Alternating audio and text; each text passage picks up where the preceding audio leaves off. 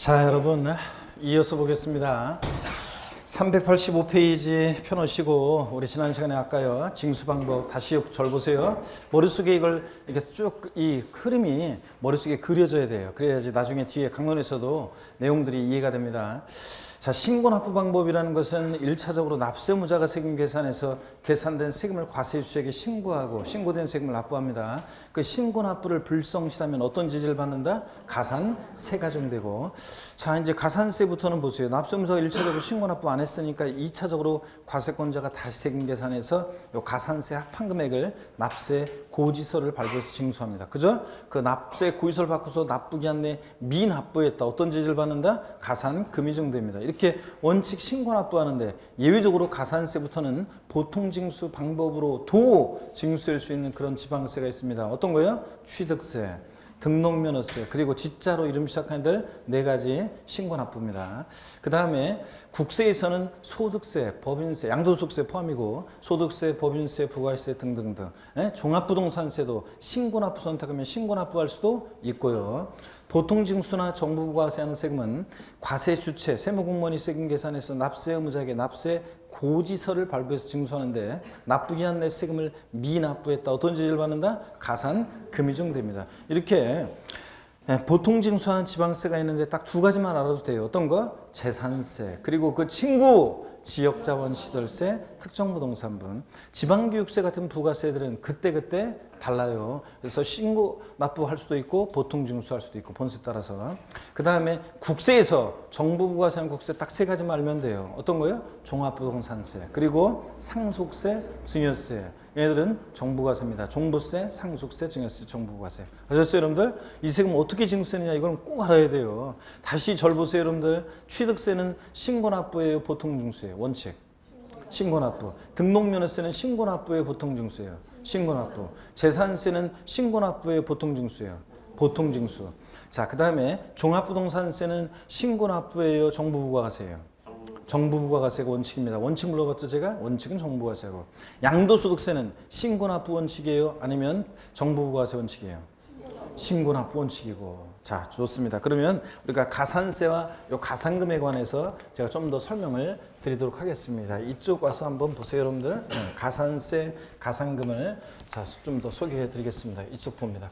아까 제가 여러분들 무슨 얘기 드렸냐면 아까 그 졸음에 정하라는 얘기 있잖아요. 아이고, 여러분들 이제 지금 이제 슬슬 날씨 추워지고 그러면 이제 졸리고 안에 들고 오면 제가 그 예전에 어떤 수강생분 얘기를 꼭 해드리는데 그 1월 달에 그 학원에 처음 온 어떤 주부 수강생이 있어요. 제가 제일 지난주에 말씀드렸나요? 제일 안타깝게 생각하는 안쓰러운 분이 어떤 분이냐면 수험생 중에 그 워킹맘 있잖아요. 직장 다니면서 애들 엄마인데 저 그 직장 다니면서 그 공부하는 주부 수강생 있잖아요. 이런 분들이 제일 제가 안쓰럽습니다.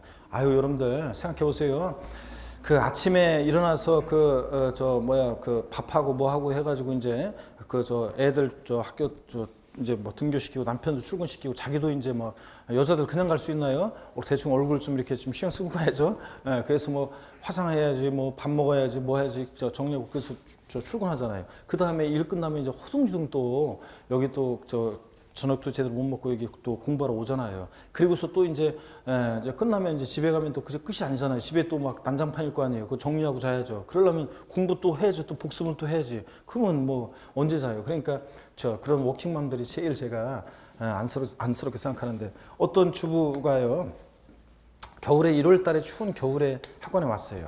그 주부는 제가 이렇게 보면은 수업 시간 자주 졸았어요. 막 꾸벅꾸벅 막 졸고 막 거의 뭐 그냥 막 몸을 못 가눌 정도로 막 졸고 막 그랬던 어떤 주부 수강생이 있었는데 그 주부 수강생이 저한테 어느 날 있죠? 커피를 빼주면서 제가요, 교수님 그 보여드릴 수는 없는데 제 허벅지가 다 멍들었어요. 그래서 왜요? 그랬더니 제가요 직장 다니는데요. 아침에 그냥 저 중학생인 저 자녀 고등학교 1학년인 자녀 이렇게 출근시키고 학교에 잠 보내고 아침에 깨워서 이제 아침에 밥 먹여서 보내고 남편 출근시키고 자기도 이제 막 이렇게 해가지고 정신없이 출근했다가 끝나고 밥도 먹을 시간 없어가지고 그냥 그 회사 끝나고 오면서 대충 뭐 햄버거 같은 거로 때우거나 무슨 뭐 김밥으로 때우거나 이렇게 해가지고 와가지고 수업을 들으면 바깥에는 추운데 안에는 온풍기 들어가잖아요, 겨울에. 그러니까 얼마나 따뜻하고 그냥 좋아요. 그러니까 그냥 막 그렇잖아. 졸음이 몰려오는 데다가 알 수 없는 얘기들만 그냥 한국말이긴 한데 못 알아듣는 말만 계속 해야 되지. 그러니까 뭐 정신 하나도 뭐 그러니까 그냥 잠자기 딱 좋죠.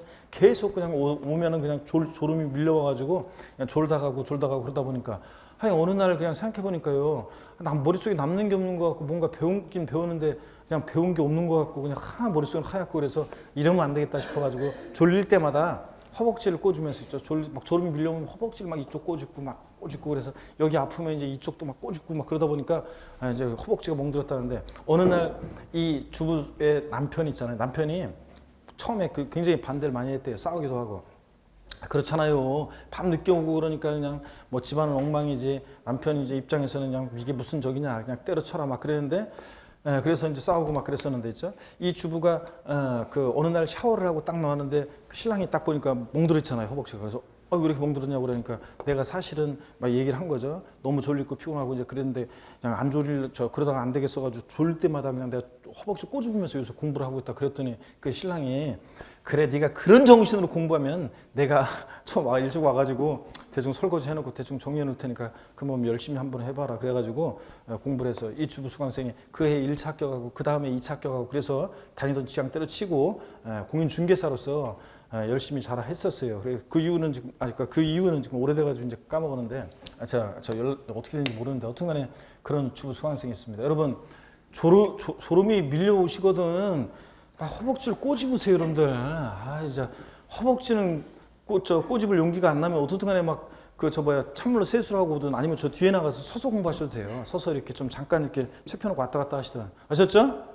그런 정신으로 해야지 그냥 조용히 앉아가지고 틈만 눈치 딱 보고 있다가 내가 딱 판사하고 있으면 그냥 그 사이에 그냥 아이고 좀 찾아봐 이러지 말고 그래서 졸음에 저항하셔야 돼요. 그 옛날에 요지 아저씨라고 그래서 별명 요지 아저씨가 있었는데 사람들이 지나가니까 뭐 얘기하는데 보니까 주부 수강생들이 얘기하는데 그 요지 아저씨가 말이야 어쩌고저쩌고 막 얘기하더라고요. 왜 요지 아저씨냐고 그랬더니 요지를 읽잖아. 요지 알죠? 이빨 이렇게 하는 그걸 갖고 있다가 머리를 이렇게 막 찍는데요. 그래서 내가 왜 찔르냐고 그랬더니 그분이 졸릴 때마다 그분은 진짜 요지를 머리를 내가 보니까 그건 좀 엽기적이고 어떤 허벅지를 꼬집어서라도 하여튼 찬물로 세수하시든 졸음에 저항하셔야 됩니다, 여러분들. 자, 우리 가산세에 관해서 한번 보세요, 여러분들. 제가 좀 가산세에 관해서 좀 더 설명을 드려볼게요. 가산세라는 것은 어떤 거냐면 가산세는 이런 거예요. 가산세 이런 세금인데 자, 가산세는 신고 납부하는 세금, 신고 납부를 불성실했을 때, 신고 납부를 불성실했을 때 적용되는 게 가산세고요. 불성실했을 때. 그 다음에 가산세는 그 신고 납부 의무 불이행에 대한 벌과금적 성격으로 부과해요. 벌과금적 성격으로 부과하고요. 자, 그 다음에 이 가산세는 조세에 포함을 시킵니다. 아까 20만 원 가산세 계산됐다. 과세권자 다시 계산한 세금 100만 원에 합해가지고 120만 원 내라고 보냈잖아요. 가산세는 조세에 포함을 시켜요. 포함을 시키고. 자, 근데 가산세에는 가산금을 포함한다 안 한다? 안 한다고 했습니다. 가산세에는 가산금 포함되어 있지 않습니다, 여러분들. 가산세에는 가산금을 포함하지 않는다는 거. 자, 그 다음에 여러분 보세요. 이 가산세는 이런 특징이 있어요. 근데 가산세는 신고행위와 납부행위를 구별해요. 가산세는 신고행위와 납부행위를 구별해서요. 만약에 신고기한 내 신고는 했는데 납부만 안 하면 납부불성실 가산세만 계산되는 거고요. 근데 이거 둘 다 안 하면 신고불성실 가산세 계산하고 납부불성실 가산세를 계산해서 합한 게 가산세예요. 그럴 때 하여튼 가산세는 신고행위와 납부행위를 구별한다는 거. 신고를 불성실했다 그러면 신고불성실 가산세라는 것이 적용되고 납부를 불성실하면 납부불성실 가산세가 적용되는데 자, 예를 들어서 여러분 한번 미리 말씀드리면 취득세 같으면요. 취득일로부터 60일 내 신고 납부해야 되는데 취득일로부터 60일 하루만 딱 지나도요. 이 신고기한 내 신고하지 않은 거니까 신고불성실 가산세가 적용되는데 이 신고불성실 가산세는 나중에 이제 이론 강의할 때 자세히 할게요. 의무 위반의 정도에 따라 신고불성실 가산세율을 달리하는데 40%, 20%, 10% 적용되는 경우가 있어요. 그래서 40%는 어떤 때 가산세 적용되냐면 부정한 방법으로 무신고, 신고하지 않거나 부정한 방법으로 과소신고, 적게 신고했을 때 이렇게 40% 가산세율이 적용돼요. 부정한 방법이 뭐냐는 법령에 쫙 나와 있지만 우린 자세한 거 알 필요 없고 서류를 조작하거나 은닉하거나 그런 적극적인 방법으로 신고하지 않거나 적게 신고하면 40% 가산세율 적용되고, 그 다음에 그런 말 없이 법정 신고기한 내에 그냥 신고하지 아니했다. 무신고 가산세 납부할 세액이 20%가 적용되고요. 신고기한 내 신고를 했는데 적게 신고했어요. 자, 그랬을 때는 과소신고가산세 10%가 적용됩니다. 자, 그래서 나중에 자세히 배울 거예요. 납부할 세액이 100만 원이었는데 신고된 금액이 80만 원이면 그 과소신고분세액 20만 원에 10%, 그래서 2만 원의 과소신고가산세 이런 식으로 적용돼요. 하여튼 오늘은 이런 거 자세히 몰라도 되고, 보세요. 신고행위와 납부행위로 구별해서 신고불성실 가산세, 신고기한 하루만 딱 지나도 의무위반의 정도에 따라 40, 20, 10%의 가산세율을 달리한다는 거. 자, 27회 시험에서는 요거 쉽게 나왔어요. 가산세에 관해서 그 27회 시험 때 제가 무조건 출제된다고 했었는데 제가 좀 더 자세한 얘기를 강의를 했었는데까지. 그런데 실전에서 나왔던 것은 부정한 방법으로 무신고했을 때 100분의 50, 부정한 방법으로 과소신고했을 때 100분의 50, 뭐 과소신고했을 때 100분의 20 이런 식으로 숫자만 단순히 바꾼 그런 단순 암기식 문제가 나왔었는데요. 어떻게나 또 나오진 않겠고 이렇게 의무위반의 정도에 따라 가산세를 달리합니다. 또 취득일로부터 예를 들어서 60일의 취득세, 그러면 60일 하루만 딱 지나도 신고불성실 가산세 적용되고, 그 다음에 계속 안 내면 하루하루 지날 때마다 여기 보세요. 납부불성실에 대한 가산세요.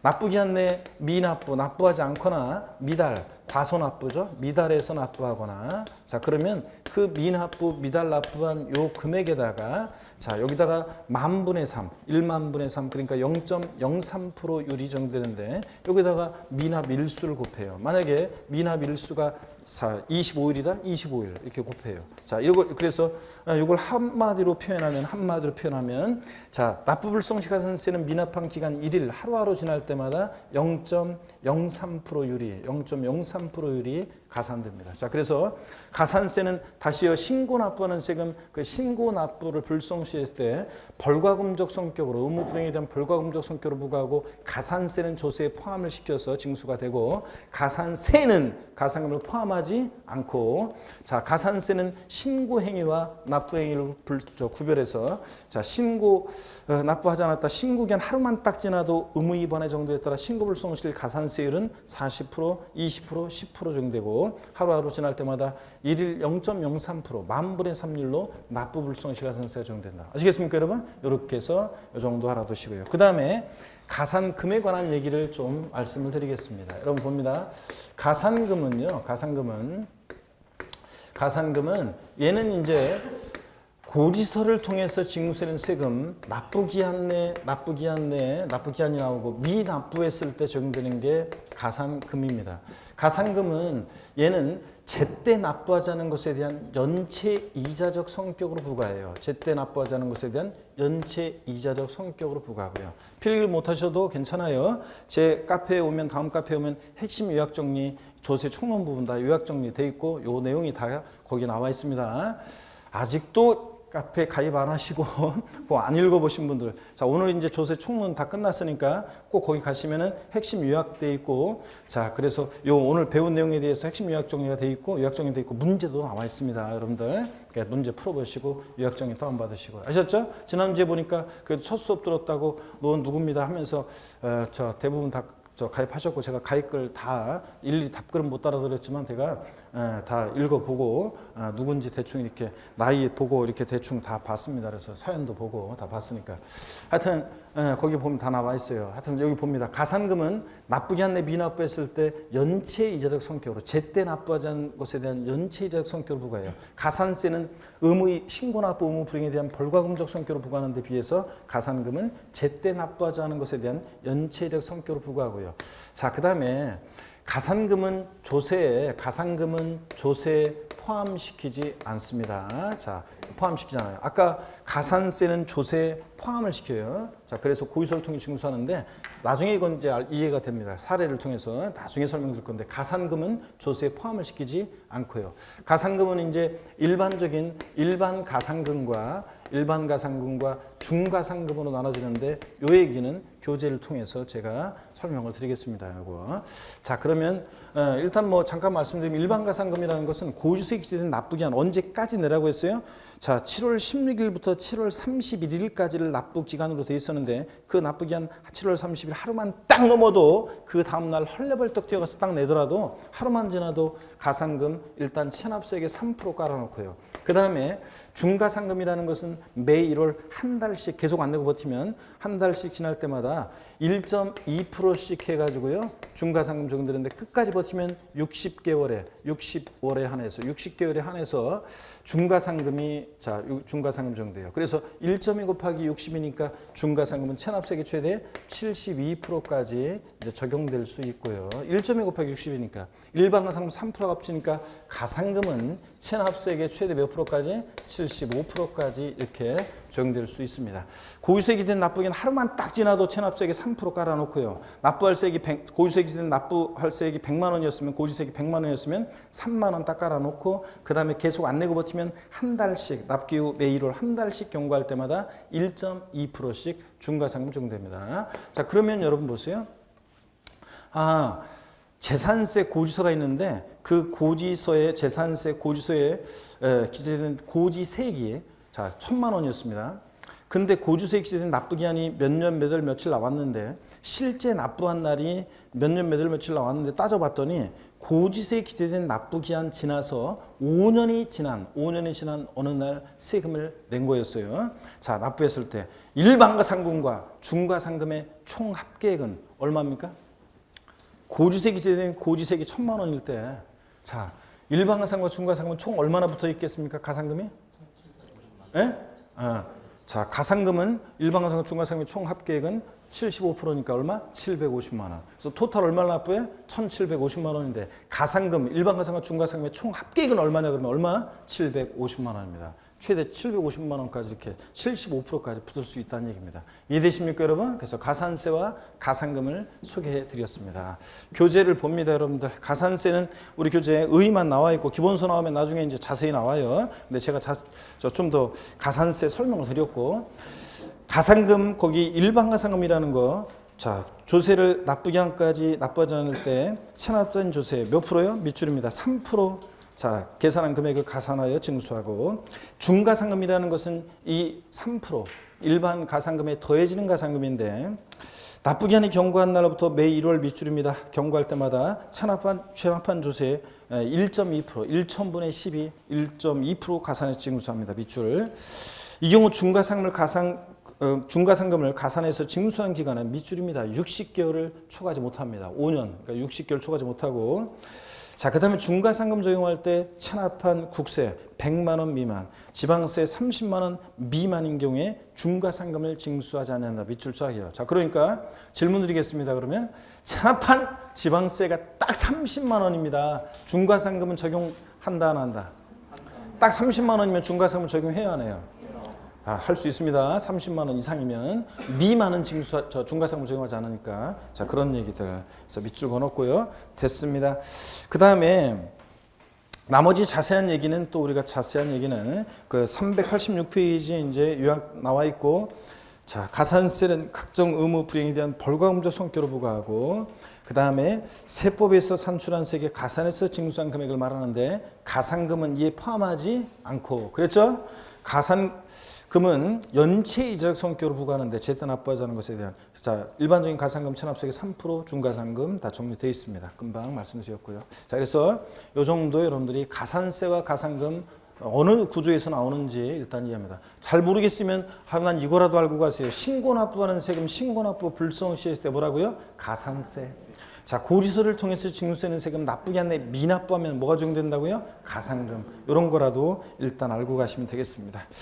자, 그 다음에 386페이지 양가로 7번 면세점, 소액징수면제, 최저한세 이런 말이 나오는데 여기 어떤 건지 또 용어 설명을 드리도록 하겠습니다. 여러분들. 자, 그래서 면세점이 뭐냐? 자, 설명을 좀 드립니다. 세금을 면해주는 점이에요. 면세점. 세금을 면해주는 점인데 동그라미 1번을 한번 볼게요. 면세점. 과세 최저한이라는 것은 이제 상속 중이었어요. 국세에서 그렇게 얘기하는데 일단 뭐 신경 쓸 거 없고 면세점. 세금을 면해주는 점인데요. 과세 표준이 일정 금액 또는 수량 여기가 포인트입니다. 동그라미. 그러니까 과세 표준이요. 과표가 과세 표준이 일정 금액 수량 이하일 때 과세하지 않는 기준점을 의미하는데요. 미만으로 바꾸면 틀리죠. 이하일 때. 자, 그런 건데 과세 최저한이란 이건 일단 신경 쓰지 마세요. 자, 취득세가 대표적으로 면세점 정도예요. 취득세는 취득한 가격이 과세 표준인데 취득 가격이 얼마요? 50만 원 이하일 때 취득세를 과세하지 않습니다. 그러면 이하는 원래 이하는 이런 거잖아요. 이하는 포함해서 아래로가 이하잖아요. 그럼 보세요. 이하라는 것은 포함해서 아래로가 이하잖아요. 그러면 이게 얼마냐면 50만 원이요. 50만 원을 포함해서 아래로 과세하지 않는데요. 네? 이게 면세점이에요. 그러면 질문 드리겠습니다. 취득 가격이 50만 원인 경우에 취득세는 부과하지 아니한다. OX예요. 취득세는 취득 가격이 50만 원인 경우에 취득세를 부과하지 아니한다. OX. 오 맞죠 여러분들? 50만 원 포함해서 아래로 과세하지 않으니까. 자, 시험에 또 이렇게 나온 적도 있어요. 취득 가격이 100만 원인 경우 취득세는 과세하지 아니한다. OX요. X입니다. 100만 원 무조건 과세해요. 50만 원일 때, 이하일 때 과세하지 않습니다. 이게 면세점입니다. 밑줄. 그 다음에 동그라미 2번 소액징수 면제요. 소액은 징수를 면제하는데 징수할색이 일정 금액 미달인 경우에 미만의 동그라미요. 징수하지 않는 것을 말합니다. 천몇백 원 받으려고 고지서를 보내면 비용이 더 드니까 안 받고 말겠다는 건데요. 재산세가 대표적이에요. 나중에 이제 1월 달 되면 재산세, 지역자원시설세, 그 다음에 또 지방소득세가 소액징수 면제 규정이 적용되거든요. 자, 그리고 제 핵심 요약 카페에서 핵심 요약 다운받으면 거기에는 다 이제 나와 있어요. 어떤 간에 재산세 이런 애들 대표적인데 고지서 한 장당 재산세 세액이 얼마예요? 2,000원 밑줄입니다. 거기 미만은 징수하잖아요. 자, 그러면 질문 드리겠습니다. 미만이라는 것은 요걸 빼고 아래로 요거잖아요. 요걸 뺐는데 이게 얼마냐면 2,000원이에요. 2,000원. 2,000원 빼고 아래를 징수하지 않는데요. 그러면 자, 질문 드리겠습니다. 보면서 재산세 고지서 한 장당 세액이 2,000원인 경우에 재산세를 징수하지 아니한다. OX예요. 재산세 고지서 한 장당 세액이 2,000원인 경우에 재산세를 징수하지 아니한다. X죠? 2,000원 징수합니다. 2,000원 빼고 아래 금액을 징수하자니까 2,000원은 징수하는 겁니다. 그래도 우리 좋습니다 오늘. 이거 작년에 똑같이 강의할 때 이거 이해 안 되는 분이 하면서 이해 안 되는 분이 있어가지고 또 저 쉬는 시간에 질문한 분이 있었는데 좋습니다 이거 이거 이해 안 된다 그러면 이게 막 당황스러워 내가. 자, 또 이해 안 되신 분 계실래나? 자, 하여튼 재산세는 고지서 한 장당 세액이 2,000원 미만은 징수하지 않으니까 2,000원 징수한다. 자, 그래서 2,000원 미만은 징수하지 않습니다. 이게 소액징수 면제입니다. 나중에 이제 지역자원시설세 또 지방소득세까지 더 있는데 소액징수 면제 적용되는 세금이 나중에 또 배우겠습니다. 거기다 뭐 그냥 써놓던 거예요. 그러면 소액징수 면제 규정이 적용되는 세금은 소액징수 면제는 거기다가 재산세뿐만 아니라 재산세 아래에다가 소액징수 면제 규정 적용되는 세금은 재산세 그 다음에 요 소액징수 면제. 소액징수 면제 규정이 적용되는 세금은 소액징수 면제요. 재산세 그리고 지역자원시설세 그리고 지방소득세예요. 얘네들이 소액징수 면제 규정이 적용돼요. 그래서 지방소득세도 지방소득세 세액이 2,000원 미만은 징수하지 않습니다. 나중에 이제 우리가 또 배우게 될 겁니다. 지방소득세요. 그래서 시험에 27회 시험 때 지방소득세에 관한 독립한 문제가 나올 가능성이 낮았다고 얘기했는데 나와버렸어요. 근데 제가 지방소득세에 관해서 몇몇 정리해드린 내용이 있는데 그걸 통해서 답은 쉽게 고를 수 있었어요. 나중에 또 자세히 배울 건데 지방소득세는 소액징수 면제 규정이 적용된다. 그래서 그 해에도 제가 특이하게도 지방소득세가 소액징수 면제 규정이 적용돼서 제 요약집에는 있었어요. 그래가지고 지방소득세 세액이 예, 2,000원 미만은 징수하지 않는다. 여기 규정 적용된다는 거. 2,000원은 적용된다. 이런 걸 맨날 말씀을 드렸는데 시험에 나왔던 것이 지방소득세 세액이 2,000원인 경우에 지방소득세를 징수하지 아니한다. O, X. X입니다. 이렇게 나왔어요. 그게 틀린 거 옳은 문제 정답전으로. 그래서 제 강의를 들었던 분들은 이렇게 소액징수면제 특이하게 독립화 문제가 나왔지만 답은 쉽게 고를 수 있었던 문제가 나왔었습니다. 자, 그래서 나중에 또 배울 거고요. 동그라미 3번을 봅니다. 교재 계속이 한 거로 7번, 동그라미 3번. 최저한세요. 세금을 전혀 내지 않는 것을 맡겨요. 자, 최저 금액의 세금을, 최저한의 세금을 받겠다는 건데 등록면허세 비출입니다. 여러분, 등록면허세라는 세금이 어떤 건지 나중에 이제 자세히 배울 건데 등록면허세 법령이 이렇게 규정이 되어 있어요. 한번 들어보세요. 그냥 등록면허세 부동산 등기 시 등록면허세 세액이 2,000원 2,000원이 나와. 등록면허세는 부동산 등기 시 등록면허세 세액이 그 밖의 등기 세율보다 적을 때는 그 밖의 등기 세율로 한다. 이렇게 돼 있어요. 법령에 원래. 그 밖의 등기가 말소 등기, 변경 등기고 그 밖의 등기 세율은 건당 6,000원이에요. 그래서 그 말을 법령에 원래 그렇게 돼 있는데 요 말을 풀으면은 부동산 등기 시 등록면허세는 세액이 자 6,000원 미만인 경우에 등록면허세는 6,000원을 납부하게 돼 있습니다. 그러니까 5,300원 계산됐다? 얼마 납부해? 6,000원. 2,300원 계산됐다? 얼마 납부해? 6,000원. 6,000원 미만인 경우에 등록면허세 얼마요? 6,000원을 납부하게 합니다. 이게 자 등록면허세 최저한세입니다. 최저한의 세금 받겠다. 등록면허세는 얘가 수수료적 성격의 세라 그래요. 나중에 지금 아직 안 배웠기 때문에 나중에 이제 자세히 배웁니다. 하여튼 그래서 등기 등록 업무를 대행해 주면서 받는 수수료적 성격의 세이기 때문에 최저한의 세금 받고 등기 등록 업무 대행해 주겠다 그런 얘기예요. 그래서 자 등록면허세 시험에서 부동산 등기 시 등록면허세 세액이 6,000원 미만인 경우에 등록면허세를 징수하지 아니한다. O, X요.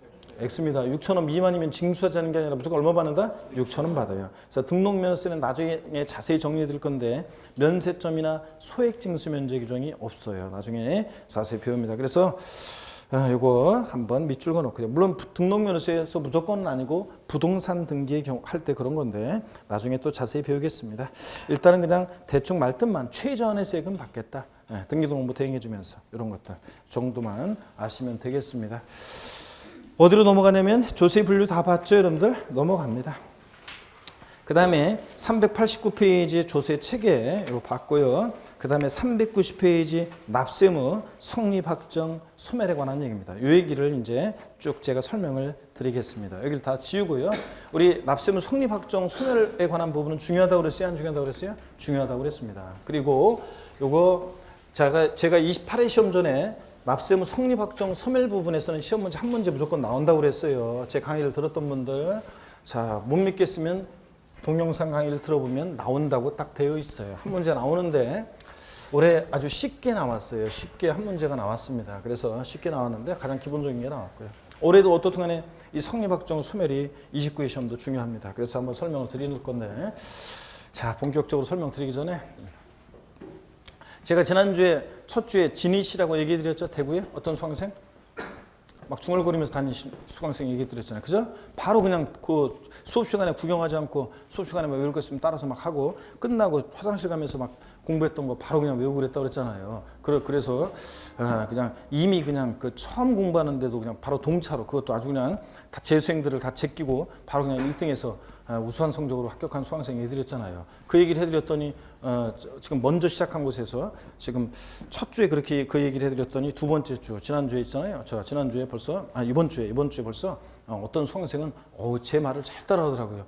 근데 조금 신경이 쓰이더라는데 왜냐면 막 수업 시간에 막 하라고 하니까 막 그걸 좀 중얼중얼 막 큰 소리로 하는데 다시 나까지 내가 들리고 그러니까 주변엔 더 들릴 거란 말이지.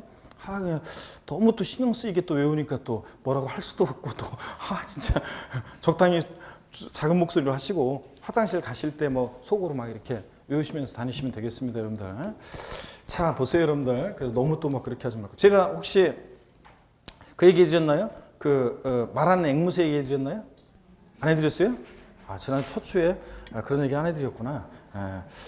요 얘기 또 우리 인강 수강생분 한 분이 카페에다가 글을 올렸더라고요. 보니까 작년에 이제 올해 아깝게 떨어지신 분이 28회 아깝게 떨어져가지고 다시 이제 2차를 그 공부를 해야 되는데, 예. 강의를 들었더니 첫 강의를 들었더니 작년에 들었던 그 저 얘기도 또 듣고 이렇게 하니까 더 뭐 이렇게 그러니까 반갑고 막 그랬다 그런 얘기하는데 뭐 들은 사람은 어쩔 수 없지 뭐. 자 여러분 보세요. 어떤 여자가 새로운 동네에 이사를 왔어요. 그런데 그 마트에 갔더니 그 마트에 앵무새가 있어요.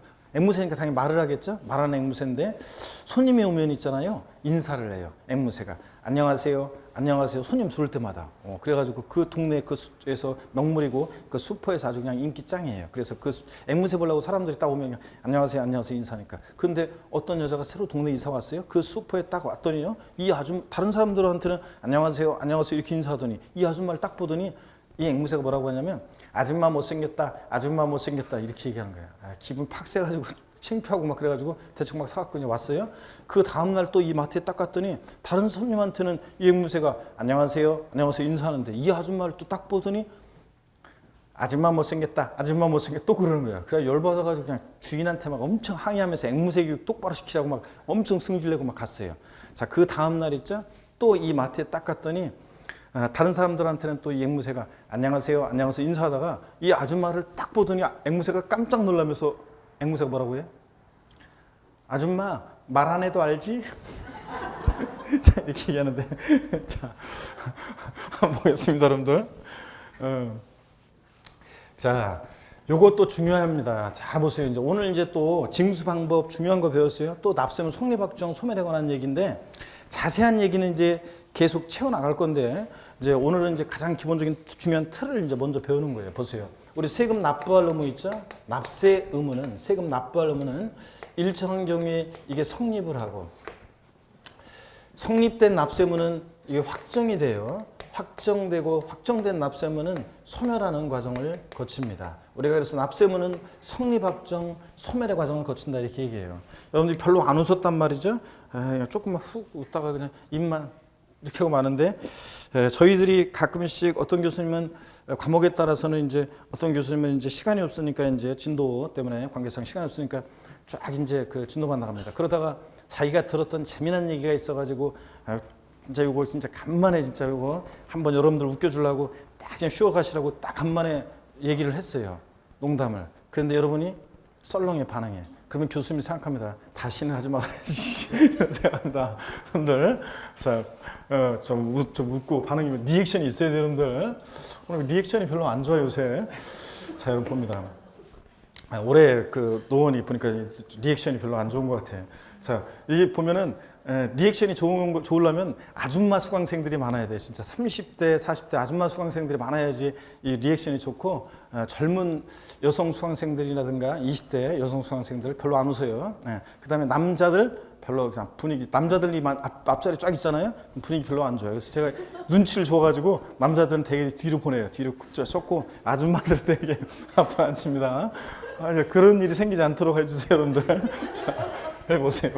납세의무는 추상적으로 성립하고 납세의무는 추상적으로 성립하고 있죠. 추상적으로 성립하고 구체적으로 확정이 된다 이런 표현을 써요. 법령이 이렇게 돼 있는 건 아니고요. 이거 이렇게 안 나오냐. 법령이 이렇게 돼 있는 건 아니고 학자들이 그래요. 납세의무는 추상적으로 성립하고 구체적으로 확정이 된다 이렇게 얘기합니다. 그래서 뭐 어떤 문제집이라든가 어떤 전국 모의고사 보면은 요걸 또 문제를 내시더라고요. 납세의무는 구체적으로 성립한다 이렇게 놓고 그걸 틀린 지문으로 문제집에도 돼 있고 전국 모의고사 내시는 분들이 계시는데 시험에서는 안 나옵니다. 왜냐하면 법령에 나와 있는 게 아니라 학자들이 얘기하는 건데 그걸 갖다가 내면 안 되죠. 그래서 그냥 학자들이 얘기하는 거예요. 이해를 돕기 위해서. 납세의무는 추상적으로 성립하고 구체적으로 확정이 되는데 그럼 추상적으로 성립된다. 이게 무슨 말이냐면 취득세를 한번 예를 들어볼게요.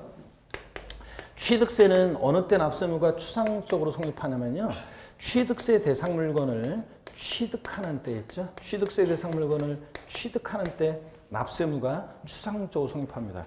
여러분 제가 첫 주에 지난주에 제 동창 여자의 스토리를 통해서 소개해 드렸잖아요.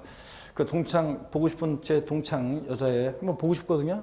아니 저 첫사랑 만나지 말고 막 그러라고 했는데 제 첫사랑은 아니었지만 그래도 꼭 보고 싶어요. 어떻게 변했는지 보고 싶은데 잘 된 것 같기도 한데 안 나오는 거 보면 하여튼 안 된 것 같아요. 최근에. 아, 여자들은 제가 그랬잖아요. 여자들은 뭔가 잘 나가요? 아, 그러면 나오지 말라, 동창회든 어디든 나오지 말라고 해도 나오고 싶어서 못 견뎌. 여자들은 자랑하고 싶어가지고. 그래서 나와가지고 뭐 자랑할 건데 끝끝내 안 나오는 것은 뭔가 잘못된 것 같아요. 그래도 꼭 한번 보고 싶습니다. 제 강의를 혹시 네가 이 강의를 보고 있으면 근데 개인적으로라도 꼭 좀 연락 좀 해. 카페에다 쪽지로 이렇게 하면 된다. 자, 보겠습니다. 한번 보겠습니다. 왜? 이럴 수 있는 거지만. 보세요. 제가 지난주에 그 스토리를 통해서 소개했던 것이 매매한다. 그럼 두 사람이 만나서 계약금, 중도금, 잔금을 치르고 소유권 이전 등기 하는 과정을 거친다고 그랬잖아요. 그런데 자, 취득세는 이런 거예요. 계약금, 중도금, 잔금을 치러요. 잔금 치름과 동시에 등기 전에 필요한 서류를 넘겨받고 열세 받잖아요. 그러니까 그때 사실상 취득했다고 보고 그 취득한 사람은 취득세 납부할 의무가 이제 생겨요. 근데 왜 추상적이라고 하냐면 취득세 납부하는 의무는 생겼지만 아직 세금 계산은 안 했잖아요. 그죠? 그러니까 구체적으로 얼마의 세금을 납부할지 모른다는 얘기죠. 그래서 취득세는 취득하는 때 납세 의무가 추상적으로 성립한다고 합니다. 자, 그리고 확정, 납세 의무 확정이란 말을 보면 항상 처음 공부하시는 분들, 제 강의 처음 듣는 분은 이걸 꼭 떠올려야 돼. 납세 의무 확정이란 말을 보면 누가 세금을 계산하느냐, 누가 세금을 계산하느냐, 이걸 꼭 떠올리셔야 돼요. 누가 세금을 계산하느냐. 그러면 보세요. 아까 시간에 우리가 계속 배운 게 이거예요. 취득세는 원칙적으로 자, 납세 의무자가 세금을 계산해요? 아니면 과세권자가 원칙적으로 세금 계산해요? 취득세는 아까 신고 납부하는 세금이니까 1차적으로 원칙적으로 누가 세금 계산해요? 납세 의무자가 세금 계산합니다. 그래서 취득세는 자, 납세 의무 확정, 누가 납세 의무를 확정하느냐? 즉 누가 세금 계산하느냐? 납세 의무자가. 자, 납세 의무자가 세금 계산하는데 자기 골방에서 세금을 계산했다가 던지고 거실 나와서 세금 소파에 누워서 세금 계산했다가 던지고 안방에 가서 침대에 누워서 세금 계산했다가 던지고 아무도 모르겠죠? 그러니까 취득세 같은 신고 납부하는 세금들은 납세 의무자가 납세 의무를 확정하는데 어느 때 확정이 되느냐? 신고하는 때 납세 의무가 구체적으로 확정이 됩니다. 아이고, 세금 계산해서 신고하게 되면 이제 세금 계산이 끝났으니까 얼마의 세금을 납부할지 확정이 된 거잖아요. 그죠? 그래서 취득세는 신고 납부하는 세금들은 이게 신고하는 때 납세 의무 확정이 되고요. 또 세금 납부를 해요. 그러면 납부하면 납부할 의무는 어떻게 합니까? 소멸합니다. 그래서 취득세는 납부 등을 통해서 이제 당연히 납세 의무는 소멸하는 거고요. 세금 납부할 의무가 없어지잖아요. 그럼 또 한번 보세요. 재산세로 한번 예를 들어 볼게요. 재산세는 자, 납세 의무 추상적으로 성립하는 성립식이 언제냐? 과세 기준일에 납세 의무가 추상적으로 성립해요. 매년 언제냐면요. 6월 1일이에요. 자, 그럼 무슨 얘기냐? 처음 오신 분들은 용어 설명을 드립니다. 과세 기준일이라는 말이 있어요. 과세 기준일. 과세 기준일이라는 말이 있는데 세금을 과세하는데 기준이 되는 날을 두고 있는 세금들이 있습니다. 여러분, 취득세는 취득할 때 부과하는 세금입니다. 양도소득세는 양도할 때 부과하는 세금입니다. 자, 그럼 취득할 때 양도할 때 부과하면 되는데 재산세 같은 세금은요. 1년 살사철 재산을 갖고 있잖아요. 어떤 사람이 1월 달에 재산을 샀다가 그 재산을 5월 달에 팔 수도 있어요. 자, 어떤 사람이 그 어떤 재산을 6월 달에 20일 날 샀다가 10월 31일 날 팔 수도 있어요. 그러면 그 당해연도 재산세는 매도인한테 부과할지 매수인한테 부과할지 이게 문제가 되겠죠? 자, 그렇잖아요. 등등. 자, 그래서 과세 기준이 되는 날을 두고 있는 세금들이 있는데 재산세. 그리고 재산세는 항상 그렇죠. 지역자원시설세 친구, 지역자원시설세, 특정부동산분. 자, 그 다음에 종합부동산세. 자, 얘네들은요, 과세 기준일을 두고 있는 세금인데 매년 6월 1일을 과세 기준일로 해서 얘네들은 항상 이 날을 기준으로 뭐든지 판단합니다. 그럼 예를 한번 들어볼게요, 여러분들. 자, 어떤 건축물이 있는데 이 건축물이 만약에 2018년 만약에 5월 20일 날 폭삭 멸실했어요. 그래서 건축물로서의 재산적 가치를 상실했습니다. 아이고, 이런 얘기 때가 때이니만큼 폭삭 멸실 이런 얘기는 좀 적절하진 않은 것 같긴 한데, 그죠?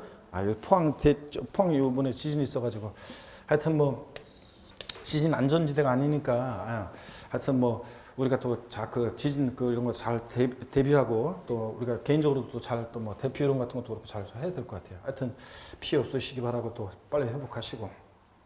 5월 20일 날 설명을 위해서 어쩔 수 없네요.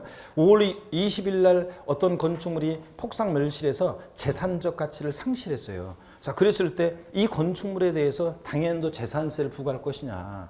그래서 아니면 뭐 5월 19일까지는 존재했으니까 1월 1일부터 1년분 재산세 부과할 것에 대해서 1월 1일부터 5월 19일까지는 존재했으니까 그거는 부과하고 나머지는 이제 부과하지 않아야 되니까 안 분해 가지고 과세할 것인지. 자, 이런 게 문제되잖아요. 그럴 때 자, 어느 때를 기준으로 판단하냐면요. 자, 6월 1일 기준으로 판단해요. 과세기 6월 1일 날 봤더니 이 건축물은 있어요, 없어요? 없어요. 그러면 이 건축물은 당연도 재산세 대상이 아닙니다. 자, 6월 1일 기준으로 무조건 판단해요. 그 전에 있었어도요. 6월 1일 없으면 부과잖아요. 또 보세요, 여러분들. 예를 들어서 갑이란 사람과 을이란 사람이 부동산을 자, 거래를 합니다. 매매를 하는데 계약금, 중도금, 잔금을 2018년 5월 31일 날 잔금을 치렀어요. 소유권 이전 등기는 6월 20일 날 등기가 됐어요. 그러면 당연도 재산세는 매도인한테 부과할지 매수인한테 부과할지 이게 문제가 되겠죠? 자, 그랬을 때 어느 때 기준으로 판단하냐고요? 6월 1일이요. 자, 과세 기준일 6월 1일 날 봤더니요. 공부상으로는 여전히 6월 20일 날 등기가 됐으니까 6월 1일까지는 공부상으로는 여전히 매도인 소유였겠죠. 공부상 소유자는 매도인 갑입니다.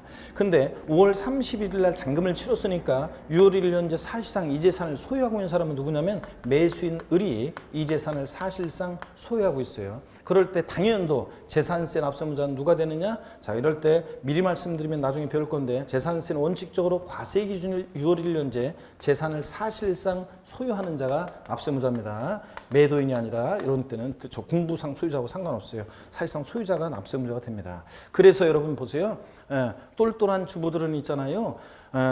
잔금 지급 시기가 만약에 4월 달이나 5월 달에 도래해요. 그러면 잔금을 지급 요번에 하는 게 나은지 해야 되는, 그러니까 뭐냐면 재산세나 종부세 같은 보유세하고 따져봐요.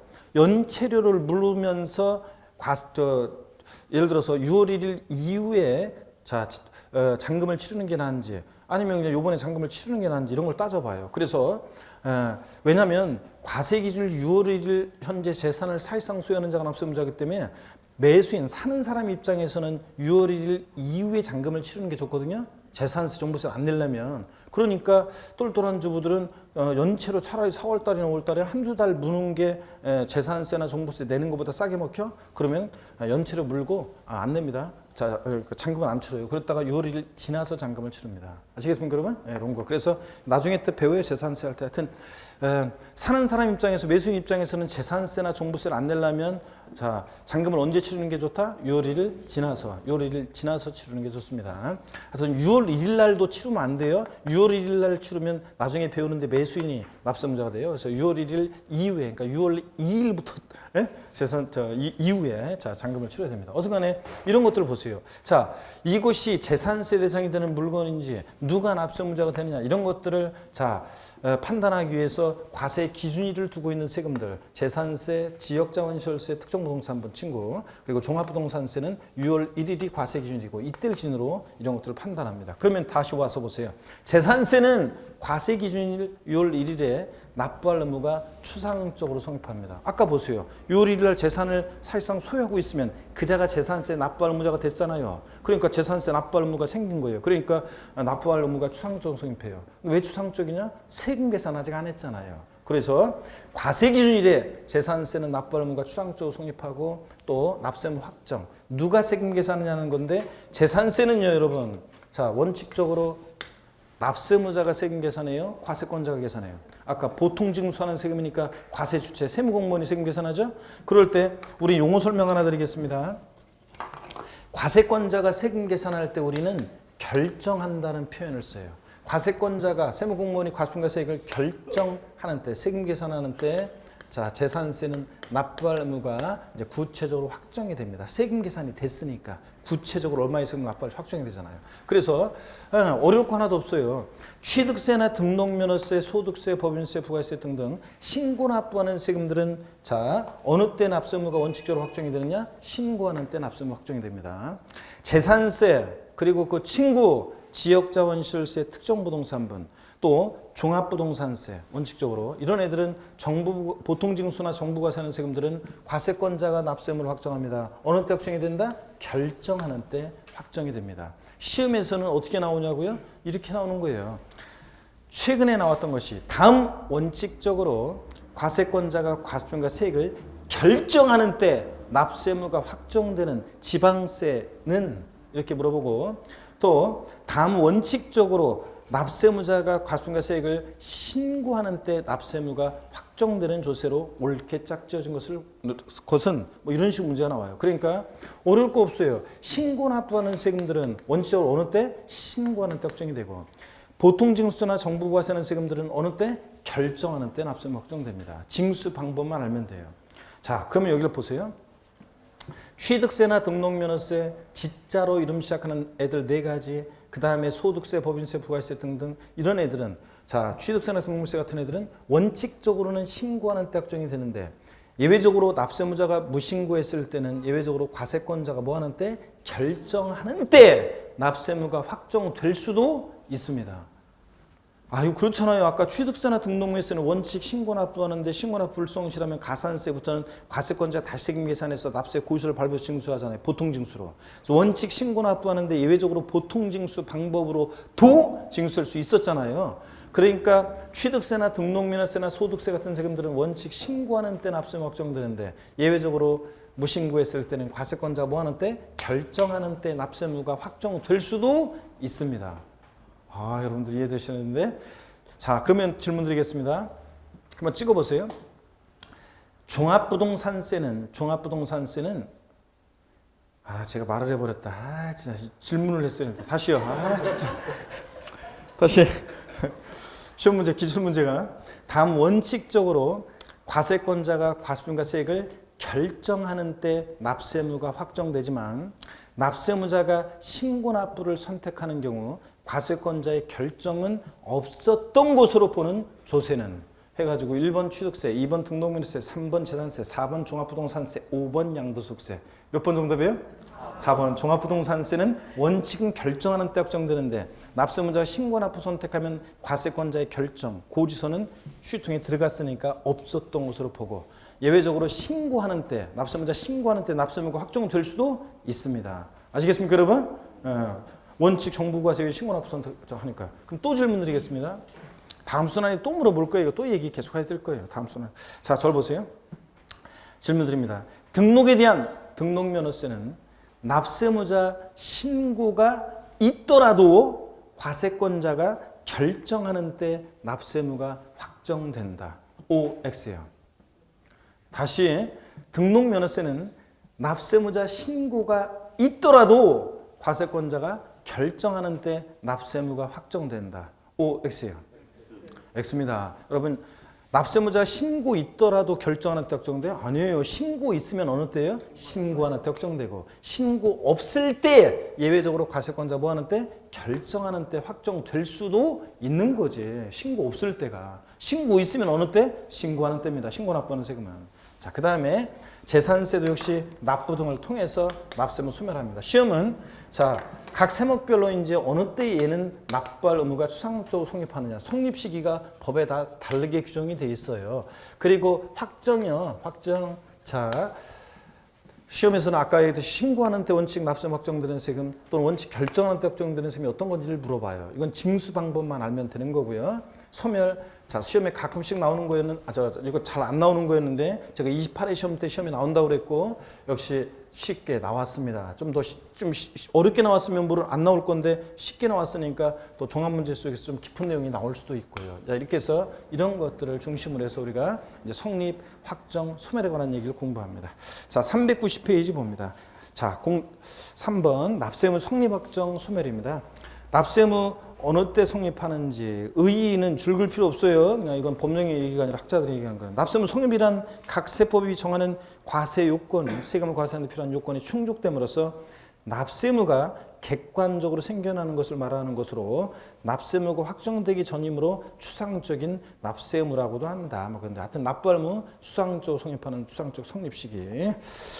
양가로 2번 국세 납세무 성립 시기와 양가로 3번 지방세 세금들의 이 납세무 성립 시기가 법에 규정이 되어 있는데 요걸 이제 우리가 정확히 이제 다 알으셔야 돼요. 그런데 우리 교재를 보니까 이제 양가로 3번에 재산세하고 지역자원시설세가 좀 빠져 있어요. 그래서 이것도 제가 추가해서 이제 좀 이따가 말씀을 드리려고 합니다. 자, 시간이 좀 돼가지고요. 요 성립확정 소멸에 관한 얘기에 요 지금 어떤 이게 성립확정 소멸이 무슨 말인지를 제가 소개해드렸고, 그 다음에 이제 성립 시기, 확정에 관한 거 이런 것들을 이제 구체적인 것은 제가 잠깐 쉬었다가 줄 거드리면서 말씀을 드리겠습니다. 잠깐 쉬겠습니다, 여러분.